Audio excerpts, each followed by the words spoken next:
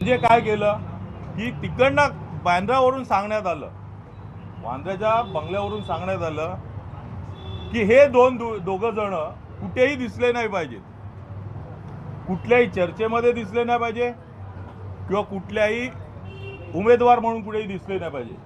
देशपांडे तर काय उमेदवारी करणारच नव्हते, परंतु संतोष जुरी पण कुठे दिसलं नाही पाहिजे या प्रकारचा तह झाला. आणि हे जेव्हा आम्हाला कळालं त्याच्यानंतर आमची चर्चा झाली. देशपांडे साहेबांना सांगितलं मी, जर असं होत असेल तर बोलो राहण्यात काय अर्थ आहे इकडे. एकतर काँग्रेस बरोबर जाऊन ह्या लोकांनी स्वतःचं रक्त हिरवं केलेलं आहे, आता परत इकडे येऊन आपलं पण रक्त हिरवं करण्याचा प्रयत्न करणार, आपल्याला कुठेही स्थान देणार नाहीत. त्यापेक्षा मी माझा विचार करतो. संदीपजीचं मन खूप मोठं आहे, ते खूप सीझन आहेत. त्यांनी सांगितलं तू विचार कर बाबा, मी काय येत नाही. म्हणजे ह्या प्रकारे मी याच्यातून बाहेर पडलो.